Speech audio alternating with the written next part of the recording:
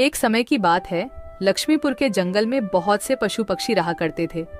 उसके बीच रंगीला नाम का एक बड़ा ही नेक हिरण भी रहता था।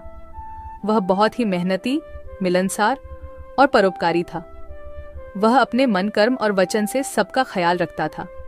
किसी का स्वास्थ्य खराब होने पर वह हालचाल लेने के साथ साथ उसके उपचार की भी व्यवस्था करता था।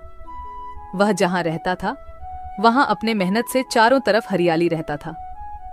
एक बार रंगीला स्वयं बीमार पड़ गया। उसे ऐसा बुखार चढ़ा कि उतरने का नाम ही नहीं ले रहा था। उसने स्वयं कुछ जड़ी बूटियां खाई, लेकिन कोई लाभ नहीं हुआ। उनकी बीमारी की खबर पूरा जंगल में फैल गई थी, लेकिन उसे देखने के लिए कोई नहीं आया। तब उसका मन अधिक मुरझा गया। उसे उठा नहीं जा रहा था। फिर भी वह उठकर थोड़ा आगे आया और उसने देखा कि 2 हिरण उनके इलाके में आ गए थे। वह उनके बड़ी बड़ी हरी हरी घास खा रही थी। उन्होंने जब रंगीला को देखी तो मुस्कुराने लगी। अरे रंगीला, कैसी है तुम्हारी तबीयत? हम लोग तो तुमसे ही मिलने आए हैं, तुम्हारा हालचाल जानने आए हैं। हाँ रंगीला, मैंने सुना तुम्हारी तबीयत बहुत खराब है, तो हमसे रहा नहीं गया, इसीलिए चले आए हैं। अब बताओ, कैसी तबीयत है तुम्हारी? तबीयत में कुछ सुधार नहीं आया है, अब कोई दूसरी दवा लेनी पड़ेगी। हाँ हाँ, अच्छी दवा लेना और अपनी ख्याल रखना। अब तुम आराम करो, हम चलते हैं। रंगीला मुड़कर अपनी घर के तरफ चला गया और इधर दोनों हिरण फिर से रंगीला के इलाके के हरे हरे घास खाने लगी। हमने इस जगह के बारे में जितना सुना था उससे कहीं ज्यादा पाया। रंगीला ने बड़ी मेहनत से ये गुलशन सजाया है। चारों तरफ हरियाली ही हरियाली है। देखकर और खाकर तबीयत खुश हो गई। अभी पेट भरकर खा लेता हूँ, फिर कल रंगीला से मिलने के बहाने आ जाऊंगा। हमें रंगीला से क्या काम, हमें तो यह हरियाली खींच लाई है। चलो, हम फिर कल आएंगे रंगीला से मिलने के बहाने।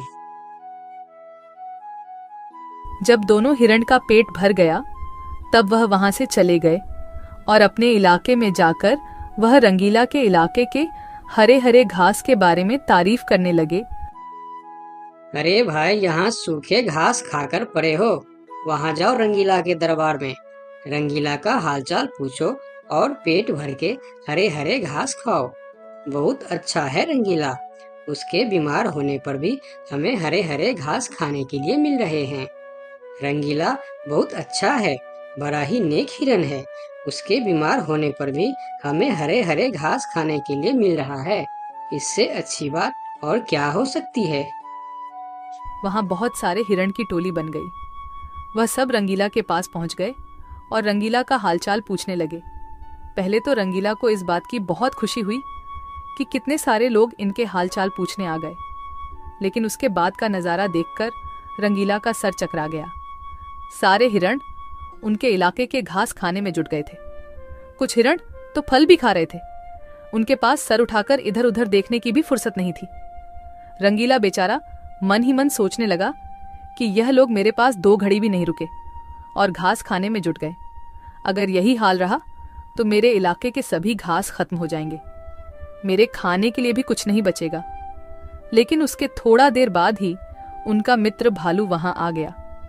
उसके आने में देर हो गया था। माफ करना दोस्त, मुझे आने में देर हो गई है। तुम्हारे लिए औषधि लाने बहुत दूर चला गया था। औषधि तो मिल गई, लेकिन आने में थोड़ी देर हो गई। ये जड़ी बूटी तुम जल्दी खा लो और जल्दी से ठीक हो जाओ मेरे दोस्त। रंगीला ने वह औषधि खाई और कुछ देर बाद ही उसे आराम मिलने लगा। उसका दोस्त भालू उनके साथ ही रुका रहा और 2 दिन के बाद रंगीला का तबीयत ठीक हो गई। लेकिन उनके खाने के लिए न कोई घास बचा था, न कोई फल बची थी। उनकी सारी मेहनत पर पानी फिर गया था। वह बहुत उदास हो गया। दोस्त रंगीला, मैं जानता हूँ ये मतलब का संसार है। ज्यादातर यहाँ सब दोस्ती दिखावा का ही करते हैं। सब अपने फायदे की सोचता है। तुम चिंता मत करो, हम दोनों मिलकर यहाँ फिर से अपना गुलशन सजाएंगे, एक नई दुनिया बनाएंगे। इस कहानी से हमें यह सीख मिलती है कि मन में कपट रखने वाला मित्र शत्रु से भी ज्यादा खतरनाक होता है।